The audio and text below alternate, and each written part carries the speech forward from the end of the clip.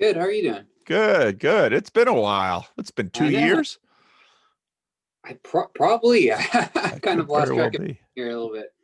Yeah, Yeah. yeah. How are you doing? I'm doing well. I'm doing well. How's your health?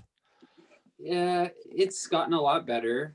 I'm able to exercise and things like that. But it's still pretty rough day to day. I was hospitalized recently for a seizure. Um, it's been a lot of improvements, but very slow and kind of a battle every day Okay. still. How Yeah. how has COVID changed your life? Uh, well, I've been in isolation. I don't know. I've been in isolation for, I think, 3.5 years. Wow. Yeah. So a long time. Yeah, we're all going stir crazy after 8 months. You've done Yeah. this for 3.5 years. Yeah. Yeah. I know. So, but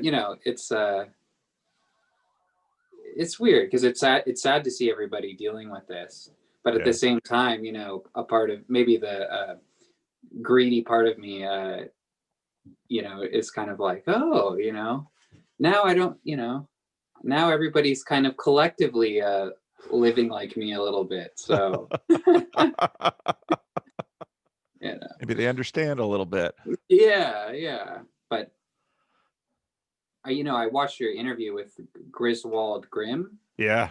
which was just fascinating. Yeah. I was just fascinated by him. Yeah. Uh, but he said something really real in that talk with you, where he was like, "I've had a lot of social isolation in my life," and he couldn't really. I liked how he said he couldn't really bear to watch, others going through it. Yeah. So it's very destructive. Yeah. I'm just setting up to take some notes because I always take notes if I don't know why I don't set it up before. Well, yeah, yeah. No, that conversation with Grizz was really that was really good. That was really good conversation. I'm glad he's on YouTube and working that sorting myself out channel. Well, Yeah. what was on your mind to talk about today? I mean, it's been a while since we've talked and a lot has happened. So um I didn't have really anything in mind. I think like a while ago I was going to talk to you about benzos, and it's kind of like I'm not sure if I just want to sit here and talk about the horror of benzos. I'm glad Jordan is kind of back. It seems like so that's exciting, but it is weird you know how I've experienced a lot of what he's dealt with, and people. There's a lot of I see a lot of misunderstanding on the internet about it. They kind of fight. misunderstanding on the internet? People Yeah, taking things the wrong way? We that's got a to good. stop that. We got to start censoring people. That's right. Um, Well, but for a lot of us, I mean, mhm. I'd heard the classification of drugs before, and I didn't know hardly anything about them. And of course, then when and what was that? What was that? That was that withdrawal reaction out of is it ataphasia or something like that? Michaela was Oh talking yeah, about. yeah. I don't know the medical terms. I forgot what. It's been a while since I looked at all this stuff. Yeah, yeah, Um, but what I saw is people saying, "How could he, with all his yeah, his clinical experience, fall into that?" I yeah, mean, that is just a complete misunderstanding of the medical world. Um, they're given to you, and they tell. Like I was told, I'm still being hospitalized for this, right? So they told me when I was trying to get off them, they said it will be like 2 weeks with the flu. Now it's been 2.5 years. So that's a top neurologist at UC of San Francisco, and he had no idea. wow, They don't see people after this, yeah, and there's a lot of liability with it. yeah, Um, So I thought that was hilarious. I was like, oh, of course you would take them. I mean, of course you would take them and not know. Like, no one knows till you do it and you get destroyed from it. Yeah. Um, Well, there's just uh, a lot of, I mean, the internet has changed medicine because I'm old enough to remember before the internet. And so the doctor gives you something, you trust the doctor yeah, because they have a degree, they're in a white coat, there's an entire institution behind them, they give you something, you take it.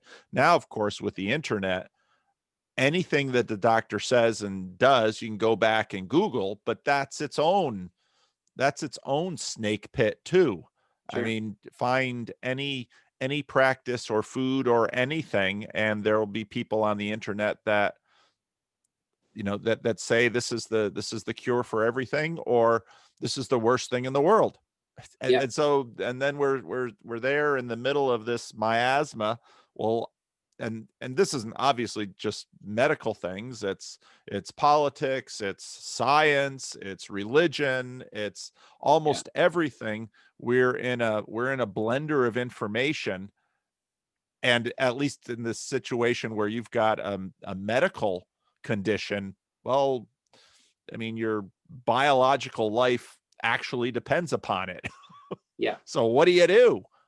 yeah, And I've known a number of people like yourself, and obviously with an older congregation, you very quickly realize that there's a lot of trial and error that goes on with this stuff, especially with psych meds. I see that all the oh, time. Well, let's try this on you. Oh, right. okay. Let's see how it goes. Okay, but Yeah, yeah.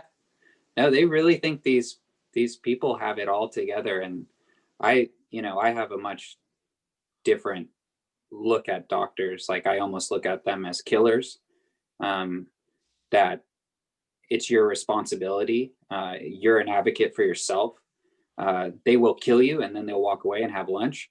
You yeah, need to really internalize that. yeah, And that's really hard for people because they go, what? How? You know, they're doctors. yeah. you Yeah, know, and it's not like they don't it's not, in most cases, they're not looking to harm you. Most no. people I know that go into medicine, they really want to help people. They Oh, yeah. they want to do the right thing. They have hearts and Oh, yeah. lives too, and feel guilt and responsibility, but they're playing with tremendously powerful tools. Yeah. And then they have I'm convinced that, I mean, almost every doctor I've met, I think, and I counted, I've been to, I think it was 32 doctors in 4 years. And so, like, I know doctors, and I would say I've met maybe one or two out of those 32 that are humble. There's very little humility in that profession. And because people come to them and go, hey, I need your help. You know all the answers. You're with the degree. You got the BMW. You know, you're going to tell me what to do. And it kind of breeds this arrogance. And sometimes I wonder how much that has to do with what's going on here. Yeah. Yeah. So what are given your perspective and your experience with the medical establishment, what are your thoughts on, what are the next phases in COVID with vaccinations and any Uh, thoughts I'm on that? I'm I guess I kind of identified with some of Chris Waldgrim's statements on just being kind of horrified Hmm. by people giving up their. I'm much more concerned about the liberty aspect than I am about the health aspect of going with COVID. Hmm. Um, I think it's a huge misunderstanding what's going on right now with fear, where I see everybody in such fear and they're like, oh my God, I could get this disease and it could kill me. And I go, yeah, that's been going on way before COVID. Yeah, It's welcome. true. Welcome to life.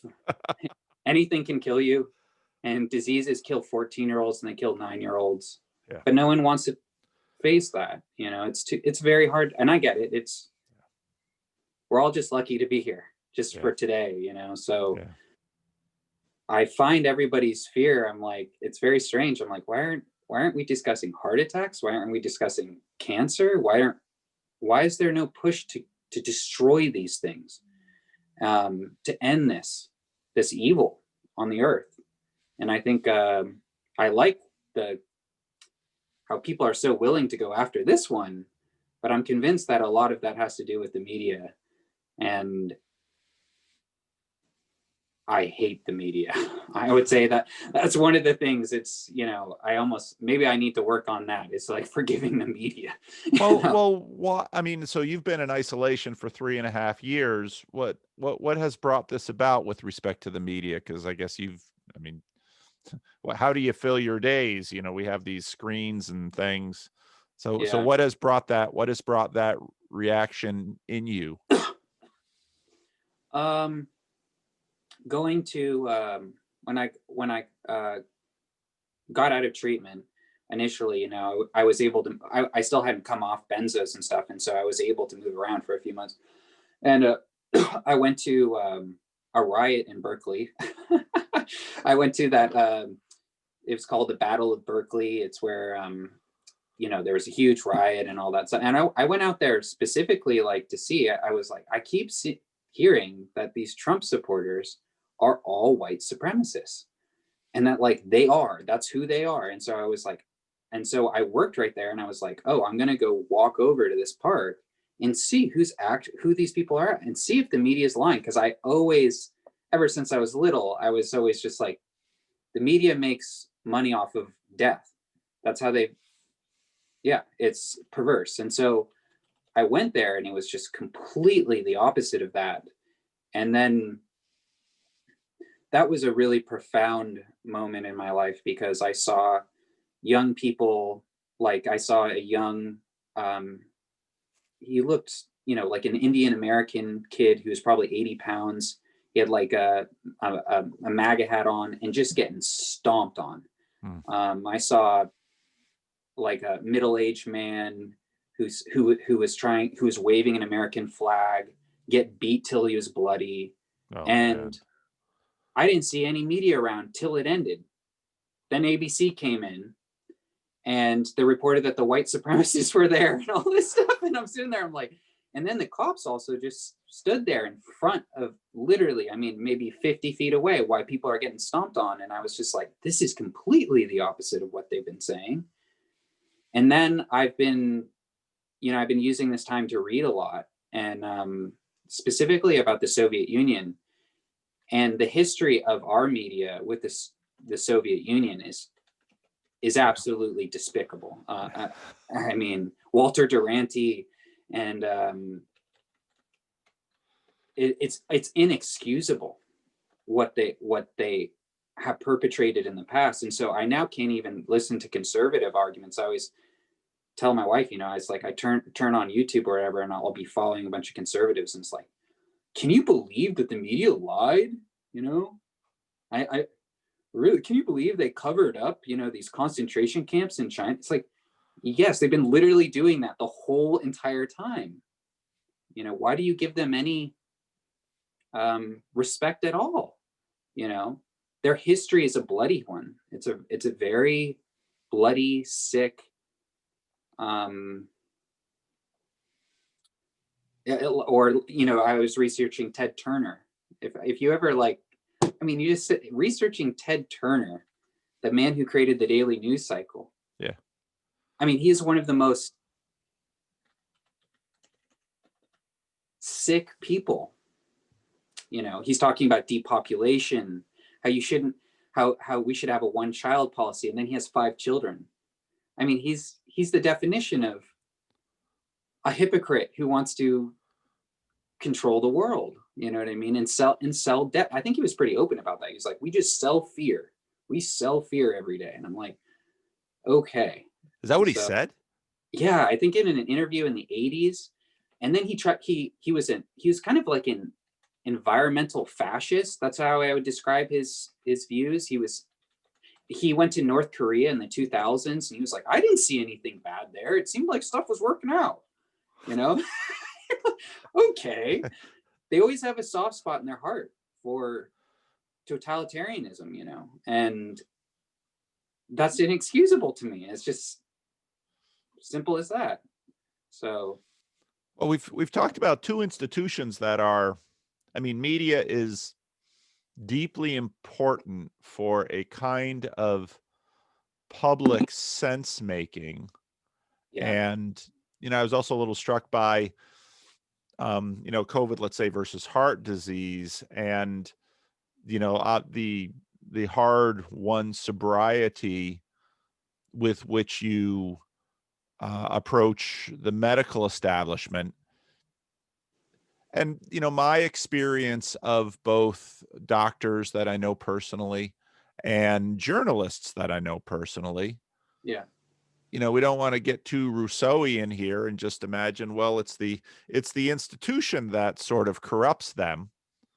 But, mm, you know, it's so here we have two institutions that we need. And of course, as a pastor, I get to hear a lot of the ways that churches and religious institutions have harmed people. oh Yet yeah, at the same time, we need these yeah, institutions. I mean, it's not the case for you that, okay, you've had this horrible experience with the medical regime that you no longer are, you know, place yourself in their hands. You continue to do so. Um, and you have to. You yeah, know, it's where, and in any, you know, in the media is an attempt to gain information, and you cannot gain information from human beings without also having perspective right along with it, because that's the sure, only way we can have information is via perspective. And these things, if they're going to be, I mean, especially before YouTube or social media, which have its own issues, you know, it's just that, you know, it feels maybe a little bit you know, vindicating for a Calvinist, but it seems like each, we know we need these things. We know we need assistance in terms of our health. There is technology and there are things that can help. There is wisdom to be gained. We know we need information from the outside world. I knew, you know, nothing of this, you know, Battle of Berkeley. Um, and obviously because, you know, I have, you know, something of a relationship with you, when you tell me about it, you know, um, the relationship that I have with you sort of says, okay, well, I trust what you have to say, because just in terms of our relationship, you'd have no reason to lie to me. You know, you're right, not making money off of this no, and all of that. yeah, So where do we turn? What do we do? And again, I mean, what I appreciate about you in this is, I mean, it'd be one thing to say, to have relatively healthy people say, well, I never go to the doctor. Oh, okay. Well, you're right, relatively healthy. And my experience, because there's lots of people who don't go to the doctor, and my experience with them is that they don't go to the doctor for 20, 30, 40 years. And then they have a heart attack or a stroke, or yeah, they discover they have diabetes, or, you know, something that just basically, as we age, the cumulative things build up, and then, you know, one of their systems is now at risk and in crisis, and now suddenly they're over at the doctor, or they're in the hospital, or they're in a convalescent home, or on and on and on and on. So you're in the position where, on one hand, you have good reason to be skeptical about the innocence and omniscience of these institutions. At the same time, you can't live without them. yeah, So how do you navigate that? God. We'll say more.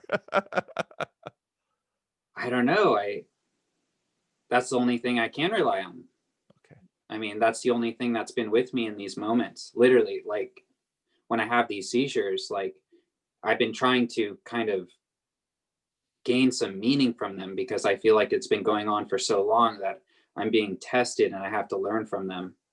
And what's strange about them is when I go into them, I feel this presence like immediately that I didn't feel before, that like God is next to me. In a very like, I've been reading Dallas Willard, and in that kind of way, in the atmosphere, it's like the presence is palpable. It's right next to me. It's with me. And it's not a, hey, this is going to be easy, or you're going to get through this, or you're not going to die. It's just like, oh, he's here. Oh, okay. And it's at your worst moment. And so it's very strange because it's kind of confirming his existence, because there's no reason that I should feel any type of security or comfort within those times. But then what's really strange is it ends, and I become weak for about like 1 to 3 days. And it's, I feel, not a lot of coordination when I walk. I can't talk great, things like that. And I feel so weak. And I don't feel him at all. Like, I feel like I would do anything to feel better. It's like almost the worst side of myself. Like, oh man, I would claw someone to death just to feel better for an hour. And so I'm starting to use those experiences. I'm now more concerned with that weakness. And, in Matthew, where, Jesus is confronted after fasting, that made me his weakness. He's incredibly weak. He's physically weak. And then he comes. And, I've been trying to get stronger. So I've been using this time to read about the Soviet Union and the people within the Soviet Union who were tortured and were able to withstand that, because I can't wrap my head around it. Because I know what I've been through, and it's nothing compared to what they've been through. And so I'm like, I got to learn from these people, so when it comes my time, I can stand up a little bit more. I can redo the experience in a sense. Now, from like I said, it's probably been a couple of years since we spoke last. Yeah. What has your religious or spiritual journey been like over the last couple of years? Because I recall, I didn't go back and watch our conversation, but I recall what you just said to me now isn't something that you would have said to me a couple of years ago. No, well, I'm in such a weird position because I've been trying to go to church for three years. I can't get in a car. I can't drive more than 5 or 10 minutes. And so it's like, and I have like some Black Lives Matter church next to me or whatever. And I'm just not interested, I don't want to talk about politics. And so I think and then I got so deep into theology. I mean, that got really just confusing, because I'm like, who's right here? Who the hell is right here? And then I got one side of me, my grandmother was a Baptist. And so a part of me is like, oh, she, maybe that's, this kind of Southern, kind of thing. And then I have, my grandfather was Greek. And so I'm like, oh, maybe the Eastern Orthodox, maybe they really know what's going on. And I guess I'm trying to connect to those, because I never really got any of that from my past. They died when I was young. And my father's kind of the same way. He's been to all these churches. He goes, I'm not very religious. I'm like, you get up in the morning and read the Bible and like pray. He's like, what he means is like, I can't stand the churches, man. I just, as soon as the authority comes in and they start begging him for money or whatever it is, he starts feeling like they're hostile. And I really want to be in fellowship with people to build up my faith, because I know that it's weak, when you're in isolation and you're lonely. Yeah. So I'm in a really weird space with like church and religion. I don't know, because, and I have never been baptized, so that's that part of me is very like, it's like a hole a little bit, it's like, wow, I can't even get that, but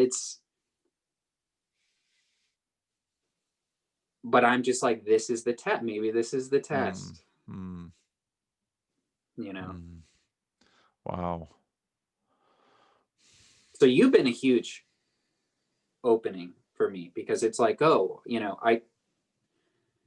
oh man, I was hospitalized and I saw one of your, the next morning I got up and I saw your live stream on Sunday and I was so angry. I was so angry at this doctor. I was so angry. He treated me like trash while I had this seizure, to the point where a lot of people think, a lot of people think that I've been told a lot about my family. You got to sue these people. You got to go to court with these people. Yeah. And I turned you on and you were talking about forgiveness and murderous thoughts. I was like, oh man. And I was like, I think you were saying, if I could just get rid of these people, my life would be so much better. And I was like, so every day I'm working on forgiving the doctor, and it's so tough. Yeah. And, but yeah, I met with your friend though. Oh, Mark. Yeah. Mark, a long time ago. And man, he's a good guy. Yeah. I only saw him, I think, once, and it was like, I'm still going on that. Yeah. No, he's a good guy. He's a good guy. The Alameda Christian Reformed Church, another little struggling Christian Reformed church. Mark is doing. Mark's sort of a one-man band during COVID. I caught his church stream, and he's singing the songs himself. Someone's playing the piano, at least for him. He's singing the songs. He's doing the liturgy. He's doing the services, doing it all himself. I thought, oh, God bless you, Mark. God bless you. Wow. But well, thank you. Thank you for letting me know I was helpful, because as a pastor, that's a big deal, because the institutional, there's a lot here in terms of doctors get calloused and hard to protect themselves. Yeah. Because it's one, you go into that thinking you're going to help people, and you wind up killing people, hurting people. And then, how do you then continue on? And you're sort of trapped, because, hey, you've got all this student debt. You've got this job you have to do. People do need doctors. You want to be a good one, so on and so forth. But it can turn you into a bad doctor. I think reporters, everybody has a perspective. So, they go into the world and they want to tell the truth, and they want to make things known, but their biases and their perspectives are going to, and then you've got commercial interests in both realms. And so, but you've got all of the same stuff going on in religion, as your father noted. And so pastors get into this because they believe, or they care, and they get calloused, they get cynical, they take easy ways out of difficult things theologically. And but at the same time, no, I'm really struck by your answer in terms of, and I completely believe it, just in terms of, the difficult times in my life, and what kinds of things got me through. And there are all other things too, friendships, solid relationships. All those other things too. But yeah. Those are not really on the menu right now. I don't. Yeah. What would be your advice to someone who can't go to a church, but believes and studies and cares about this deeply? Well, I think, people have to kind of make do with what they have. And I think your reading of life in the Soviet Union for Christians, I know, Peugeot and Dreer's conversation they did the other day. I haven't read Dreer's book yet. I'm reading it right now. Are you? Yeah. But it's those kinds of stories I find tremendously helpful, because one of the things that I learned in some dark times in my life was God is enough, and he can bring you through. Yeah. And I know that. But I also, when you talk about the the times when he's gone, and the weariness and the desperation of being willing to do almost anything just to Yeah. make whatever it is, the fatigue or the loneliness or the isolation stop. I get that too. And I think you're doing the right thing. I mean, you have certain things at your disposal. You're reading, Yeah. you're finding other people that, other media that can help, because you can only read so many hours a day, and sometimes you need Yeah. music, or you need, another voice or something. That's You survive, you survive. And as I've said many times, I don't know any Christians that I really esteem who have who haven't gone through one sort of hell or another. Right. It's part of the process. That's what the Bible says when it talks, it's a kind of a pretty image of refining like gold. But if you've ever, you know, if you've ever felt the heat of what a crucible or what that looks like, it's Mhm. so and the church has to, and I think the church is doing this. The church has to find ways to help people who are isolated. And this is a far older thing than any modern impediments. Pastors have always, and churches have always, you know, visited the sick, visited those in prison. Right. The church has to reach out to those who are isolated and find ways. And even if they're imperfect ways like YouTube or Zoom, Yeah. it's simply essential. But Yeah. there are many, many people who are struggling and isolated and alone. And Yeah. yeah, so Yeah. that's always the case. Yeah. Yeah. Well, yeah, I'm reading Rod's book. I'm not sure how I feel about it so far. I think a part of it might be a little.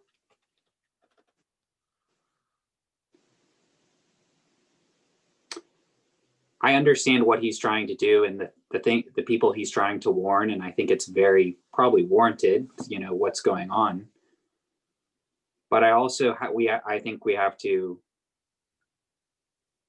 have some respect for the suffering of people in these communist countries and their memories, and how severe what we're talking about here is. Yeah. We are not talking about SJWs banning people off Twitter. This is very profound stuff. Yeah. I mean, the levels of hell that something like the Soviet Union. The more that I read, I can't fathom the. I read this book. I got it right here. I don't know if you've ever heard the Hope Against Hope. No. Have you ever? No. I just get this book if you can. Hope Against Hope. Hold it up again. Yeah. Yeah. Mandelstam. Okay, tell me about it. So she is the wife of a poet named Osip Mandelstam, who is considered like one of Russia's greatest poets. And he was put in a gulag and died there. And this is the story of her living in exile with her husband. And she memorized his poetry because it was illegal. He wrote a poem about Stalin, and that's what sealed his fate. And she basically took it upon herself to run from the secret police and to memorize and to hide manuscripts of all of his work. And I think only till this was in they had a relationship in the 20s. He got sentenced in the mid 30s. And I think by the mid 50s, right after Stalin's death, then she was allowed a permit to live in Moscow. She never did one thing. She didn't have a charge or anything. She was running for, every couple days, you know what I mean? Very serious stuff. And what's amazing about this book, it's one of the most real books. It's been pretty life-changing for me. I told my wife, if I have a daughter, I want her to have that name or that middle name. That's how important she's been. Wow. And she explains the hell that they're living in, not only just gulags and Secret Service policemen every second of every day, but what's really strange about it is that there is no one to trust. Everyone is against you. Everyone is willing to destroy you for your apartment or some bread or some sugar, milk, for their reputation. And you kind of, you go, wow, these socialists, man, they were more competitive than any, Henry Ford character. You can imagine they were. I mean, they would do anything. And Osip, her husband, is kind of this light. He's just like, I don't care. I can only live in the truth, and get ready. We're gonna die. You know what I mean? But one thing she says that I've never heard before is she talked about divorce, cancer, and all this stuff, and she's explaining how her friend died from cancer. And she goes, oh yeah, he was lucky because he died in 1928 or whatever, and died in bed with his family around him. And he didn't see the horrors that were about to come. He saw some of it, but he didn't see everyone be taken away. And she said, me and Osip would sit around and we would kind of opine. We would say, like, we wish for cancer. Wow. We wish for divorce. We Yeah. wish for affairs, because those are natural things that occur in the world. Wow. And what's the reality of our world is executions and torture. And I had never, most things that you read, they're kind of like, oh, getting sick is the worst thing that can happen to you. Yeah. And she was like, no, I know how far hell actually goes down. And it goes so far down that you'll be just hoping you have cancer instead of this. Yeah. And so I've been really trying to hold on to people like her and him. And I've kind of gained a new conviction about, I don't know where it came from, but lately I've been very emotional about genocide. So I started donating to a charity that helps North Koreans get out. I've been reading more about what's going on in China. And it just, I just feel very drawn to that, right now. Wow. Wow. And trying to, I knew that one thing that during cancer that really I hated was I would talk to people and they would say, this is a little tough for me to talk about, or, Yeah. I don't know, I can't. And I would sit there and I go, you think it's not tough for me? What gives you the right to not talk about death or illness when you're not even sick? Yeah. You can't even talk about something, Yeah.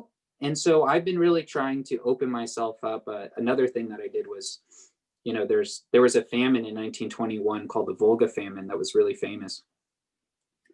And I decided one night, I kept reading about it in other books, and it's horrible. Millions of people died. And I was like, what does this look like? What does it look like when people just starve to death? And so I said, I wonder if there's photos of this. And there's photos, a lot of photos. And I made sure I didn't turn away. And it had a huge impact on me.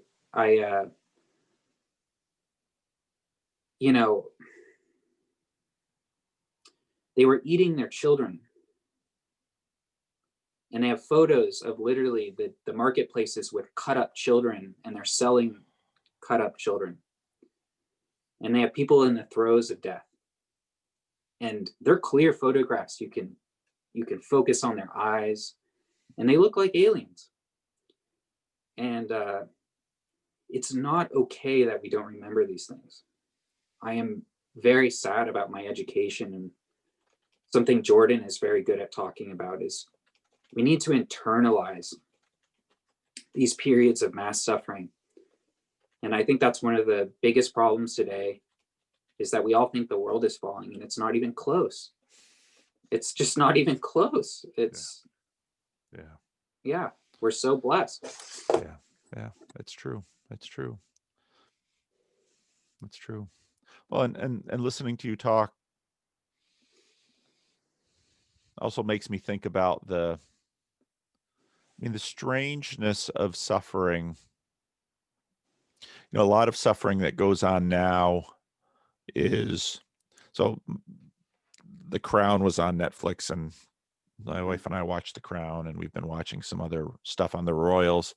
It is it's a fascinating study in humanity to watch. And again, all of these are representations and depictions, and but to watch someone like, so Diana, my wife, was noting that, she married Prince Charles in 81. And my wife said, she remembers that, and all the girls. So in 81, my wife was 15. No, 81. Yeah, so my wife was 15, so I was 18. Yeah. My wife was 15. She said all the girls in school wanted to be her.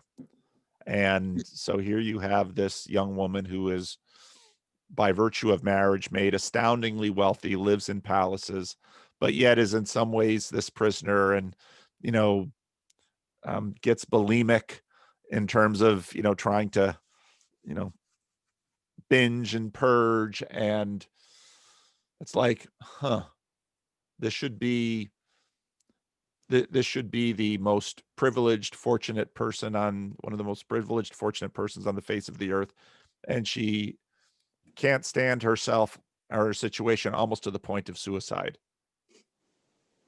Right. And, a lot of the suffering today will happen, children also watched Hillbilly Elegy, and the reviews of the movie, weren't that great. And I can, part of me can understand that. I actually thought it was pretty good in terms of, yeah, your mother's a monster. She beats you. Mm-hmm. And she's a drug addict. And she's your mom. And that's true for lots of people, whether it's drugs, alcohol, borderline personality. She's ill. And so, and so you've got all that sort of common suffering. It's deep and it's painful and it warps. And then you've, I read not Black Earth, but the Bloodlands by Timothy Snyder. Basically the land between Stalin and Hitler, and, Belarus, Ukraine, Poland. I mean, the years of the 30s and 40s, it was just, this famine that goes through the Ukraine, basically a human-induced famine, because Stalin is taking all of the grain out, and people are reporting on other people if they're trying to at least keep a little bit of the grain for them to eat. And again, you've got cannibalism going on, you've got famine, you've got starvation. And then, of course, that's all Stalin in the 30s. And then Hitler comes marching through. And then Hitler goes back, and it's like, how can human beings survive this? And one answer is they drink. That's how they survive this. They drink. No, it's weird literature to read, because at one level it can kind of feel voyeuristic. On another level, it can feel participatory. Sometimes you don't feel worthy of reading it. But at the same time, you have the sense, no, I should be reading this. I need to know this. In a sense, by not listening to them, I don't honor their suffering. It's strange, multi-layered dynamics with this stuff. I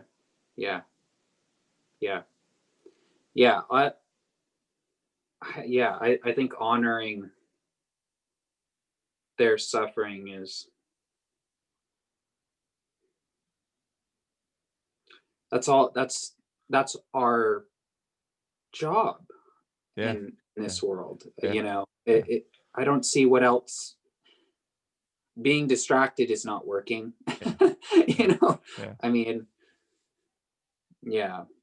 Right. So yeah. Right Go ahead. now, as we speak, and this started before we started, there's a couple. There's a woman sitting on on the stonework that we've got this terracing right outside of church, and she's there with her husband, and they have been fighting on and off most of the morning.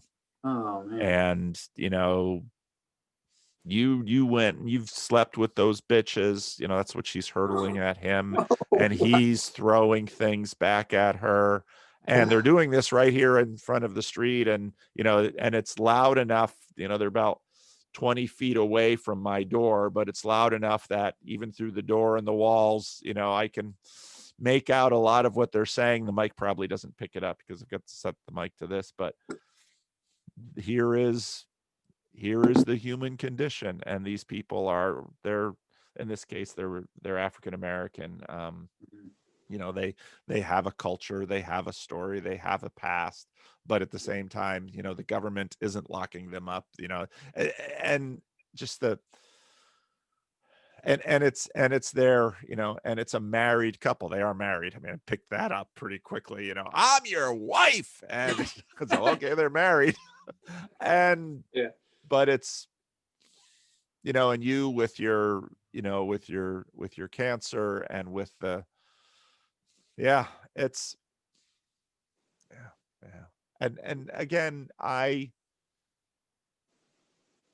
part of this is, and it's so strange because, and I completely understand, people will say to me, how can there be a good God, and how could a good God tolerate this level of suffering in the world? And I feel the weight of that question, but I almost always see it in the reverse. Yeah. If God isn't good, if his promises aren't true, if his power isn't available, and if all of these people who have suffered have no hope of redemption, consolation,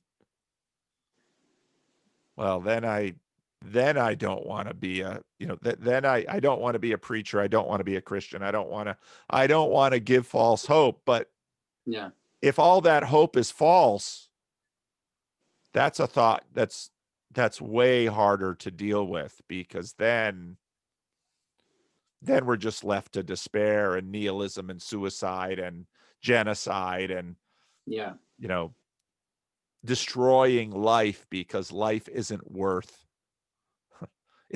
the cost. So, and it's often, so I'm planning a conversation with someone, and she asked that I read a chapter out of Brothers Karamazov and to Mm. talk about it. And it's one of these classic chapters of Dostoevsky, like few other people could sort of lay these things out. And as Peterson says, to his credit, Dostoevsky puts these enormous challenges, the strongest arguments, not in Aloysia's mouth, but in the mouth of Ivan, you Yeah. know? Oh yeah. Oh yeah. And yeah, the Russians, they know suffering. yeah, they do. They know They do. suffering. Yeah. I've been really taken with almost all of these writers. Tolstoy has had a big impact on me, and I'm starting to dig deeper into his political thinking and his, Christian anarchism. And I think that I was trying to find an answer with politics.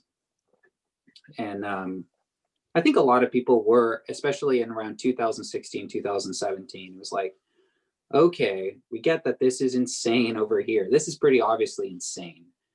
So maybe what do these guys have to say? And I've kind of come away with like, they're almost the same. I don't know, in a strange way. But about evil and good and evil, I don't want to be God's slave. I want the freedom, and that's to me, that's the most important part. it's like there has to be one because he gave us the freedom to fail Yeah. Yeah. and then lift Yeah. us back up. I can't imagine. I don't want to be a slave in heaven. That Yeah. sounds just bizarre and not fulfilling or meaningful. I don't know, Yeah. but Have you read C.S. Lewis's Screw Tape Letters? yes. Yeah. And Lewis That goes into book's that yeah. there. And Screw Tape, of course, writing, our Father below, wants them for food. Yeah, But yeah, the horrible truth is that, yeah. him above wants them for sons. And, Mm, and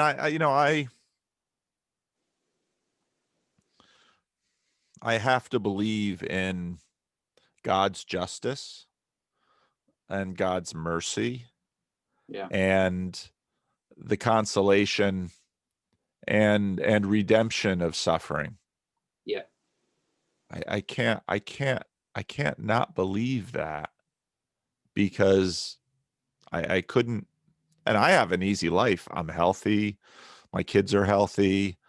I have shelter. I have food. I have disposable income to do things I enjoy. I live in the span of human possibilities. I live an unimaginably privileged life compared to not only people in past centuries, but yeah, billions of people in the world today. yeah, It's just yeah, true. yeah, But I couldn't tolerate the human story if it were not for the Christian promises about the goodness of God and his justice, yeah, and what he will do in the age to come. I, yeah, I, I just can't go there. yeah. And I find it strange, all the people we're talking about, they come to that conclusion, like Nadezhda, she became an Orthodox Christian. All these writers became deep, deep Christians. Yeah. Solzhenitsyn, Yeah. all these people, and you Yeah. would imagine it's like, why not just say Yeah. this isn't working? Yeah. you know? Yeah. Yeah. Yeah. But Even yeah, with, again, we were talking about institutional corruption, even with all the corruption that we've seen in church, that's the thing. That's part yeah, of, on one hand, I people need to find churches if they can. On the other hand, I also know that they'll be disappointed. They'll be disappointed in their pastor. They'll be disappointed in the other people there. That will come. There's yeah, no avoiding it. And I yeah, pray that you find, a good church and a good pastor and a good community, and that it's a blessing. And that I see too. I see many people, especially when I do funerals, and a good funeral of a saint who has lived their life, um, well. I'm privileged and really happy to to perform at those funerals. But then when I look at others and I think, oh, if you don't have the church around you, how do you get through? How do you yeah, get through? So yeah, yeah. I have an Hmm. 11 o'clock. I'm sorry. Okay, sorry, I can't see the time. It's No, it's okay. okay. But we're not quite there, but we're Okay. almost there. I just didn't want to, you know, Do you duck want to out. continue for 5 more minutes, or do you need some time before? Well, we should wrap it up, but Oh, I really, I'm so glad that you reached out again, and I'm so glad we could do this. And yeah, me too. I, these conversations are good, and they're also hard because they're meaningful. And it's really, I know we had that little quick video moment when, you know, when your wife popped into the frame, and we talked a little bit that one time.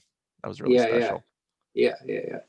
And but and the frustration of the destruction of my dunbar number is that, in a moment like this, I want us to have more time. Yeah, yeah. Well, one of these days, I'm going to be able to get in a car, and I have a lot of I have a lot of churches to stop at. I gotta stop at Mark's. I gotta stop at yours and say hi. And it's weird not ever seeing your church, but seeing it and Yeah.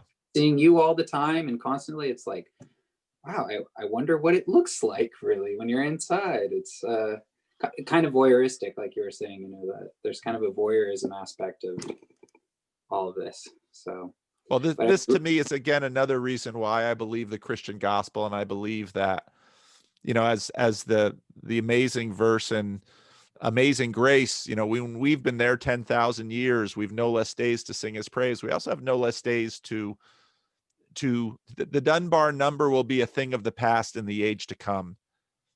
And that's boy, what a thought that, yeah, part of God's goodness to us will be the exploration of each other and his gifts in you,